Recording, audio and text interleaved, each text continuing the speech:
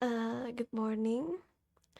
Today I am going to explore the concept of correlation studies. So, a correlation study is a research design. Usually, it used to examine the relationship between two or more variables. The primary goal of a correlation study is to determine whether a change in one variable is associated with a change in another variable. This relationship can be positive, negative, or non existent. And now I am going to talk about the type of correlation. There is a positive correlation that suggests that both variables move in the same direction. For instance, if we find a positive correlation between physical activity and mental well-being, it indicates that individuals who engage in more physical activity tend to report higher level of mental well-being. Now, there is no correlation. No correlation means there is no discernibly statistical relationship or pattern between two variables. When the correlation coefficient is zero or close to zero, it indicates that as one variable changes, the other does not show a consistent tendency to change in a predictable way. So, what is the key point of correlation studies? Number one, it's measure the strength of relationship. Correlation quantify the strength of the linear relationship between paired variable. The correlation coefficient provide information on how two variables change in relation to each other, helping researchers understand the impact of one variable on another. Number two is expressing the relationship as a coefficient. The correlation coefficient represents the relationship between the variable and can take values between -1 and 1. A value of -1 indicates a perfect negative correlation, meaning that as one variable increase, the other decrease. A value of 0 indicates no correlation, while a value of 1 indicates a perfect positive correlation. Where was one variable increase, so does the other. Number 3. Variant correlation coefficient. There are several types of correlation coefficient, each designed for use with different variable type. The most common type is a Pearson correlation coefficient, which assume both variables are normally distributed and quantifies the linear relationship between continuous variables. Other types include Spearman-Rank correlation and Kendall-Tau correlation, which are used for non-formal data and rank data, respectively. Number 4 is quantifying association. Correlation is used often to quantify the association between two variables in research. It is a powerful tool for identifying pattern and relationship in data, helping researchers draw conclusions about the factor that influence their variable of interest. Now, the last factor correlation study is widely used in various fields. So correlation analysis is used extensively in many areas, including health and education research, where it is used to examine the relationship between different outcomes. To understand the interplay of various factors in a complex system. So in summary, correlation studies are essential for understanding the relationship between variables in quantitative research. By determining the strength and direction of the linear relationship between two or more variables. Now I'm gonna talk about a t-test. T-test is a statistical method used to determine if there is a significant difference between the mean of two groups. It helps researchers understand if the difference observed in data are likely due to change or if they are statistically significant. I will make it easy to understand. So, imagine you are an EFL teacher and you want to see if a new teaching method helps students improve their speaking skill. So, you have two groups. One group use the new method and the other group use a traditional method. How do you know if the difference in their speaking score is real or just random? That's where the t-test come in. And now I'm gonna break it down a bit. Every t-test start with two hypotheses. First is null hypothesis, where there is no difference between the groups, and alternative hypothesis. It means there is difference between the group. From our example, null hypothesis say the new teaching method doesn't improve speaking skill, and the alternative hypothesis say it does. There are three types of t-test. First is independent t-test. It compares two separate groups, like our EFL student, using different methods. Second is a paired t-test. It compares the same group at two different times. Example, student speaking score before and after a special speaking workshop. And the third one is a one sample t-test. It compares one group average to a known value, like comparing your class average speaking score to the national average for EFL student. In summary, the t-test is a powerful tool in research that help you compare the means of two groups to see if they are significantly different from each other, and it is widely used in various fields, not only in education, including psychology, medicine, and many more, to make informed decisions based on data. An important concept in research is validity. Validity refers to how accurately a study measures what it intends to measure. Think of it as a way to check if we are really getting the information we want. So, validity is accuracy of measurement. Validity in research refers to the extent to which a study accurately measures what it intends to measure.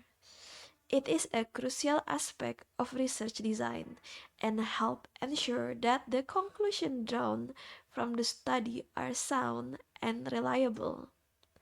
There are several types of validity, each addressing different aspects of the research process. So, let's dive into type of validity that we need to consider. First, we have internal validity. This refers to the degree to which the result of a study can be attributed to the intervention or treatment applied. Rather than other factor, high internal validity means that the study design effectively control for confounding variable, allowing researcher to make causal inference. Second is external validity.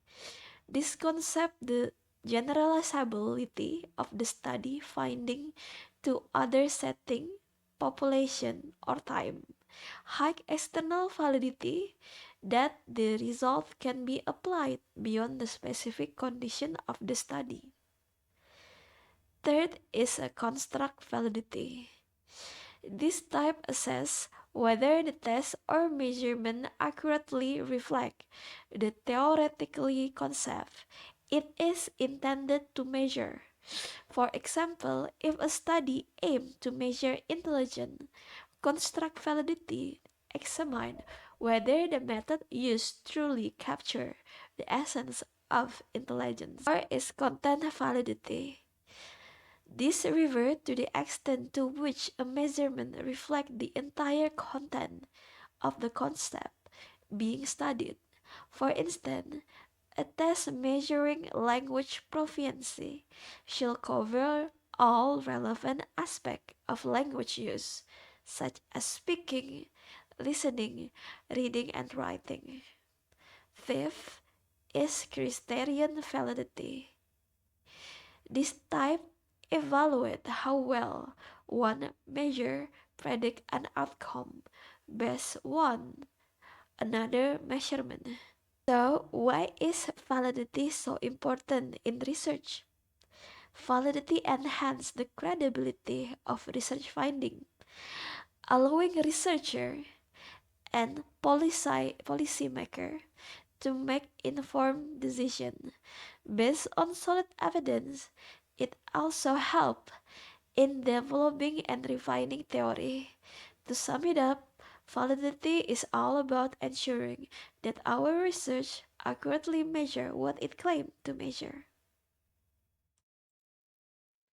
Now we are going to discuss another important concept in research. It is reliability. Reliability refers to the consistency of a measure. So in other words, it tells us how dependable our research results are when we repeat the study or use the same measurement tool. So, reliability is a consistency of measurement. Reliability in research refers to the consistency and dependability of a measurement tool or method. It indicates the extent which a study can produce stable and consistent results over time.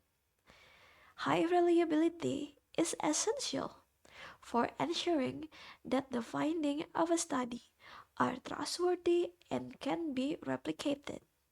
So there are several types of reliability that we should be aware of.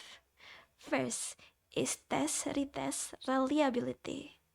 This type of measure the stability of a test over time. If the same test is administered to the same group of participants at two different points in time and yield a similar result, it demonstrates a high test-retest reliability. This type of reliability is crucial for assessments that are expected to remain stable over time. Next is inter-rater reliability. Inter-rater reliability assess the degree to which different rater or observer provide consistent estimate of the same phenomenon. For example, if two researchers evaluate the same set of data and arrive at similar conclusion, the measure exhibit high inter-rater reliability. The literature emphasized the importance of training raters to ensure consistency and reduce subjectivity in evaluation. Last is internal consistency. Internal consistency measure whether different items on a test that are intended to measure the same construct yield similar result.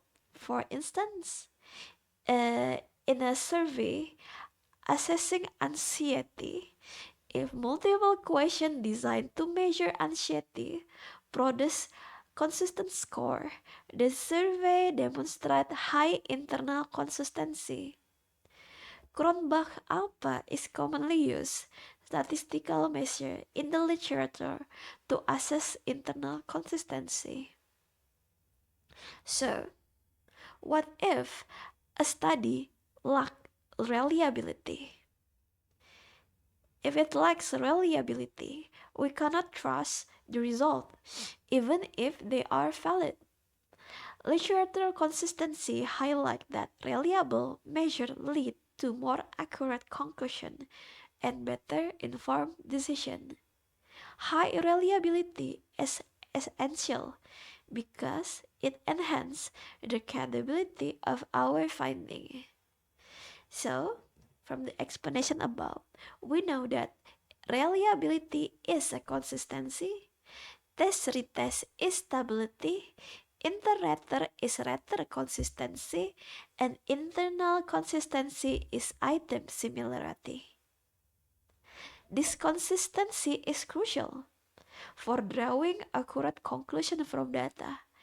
As emphasized in various research literature, researchers must prioritize reliability in their study to enhance the validity and applicability of their finding. Now, we're gonna talk about a concept that is very important in statistics and can be particularly useful in our field: normal distribution.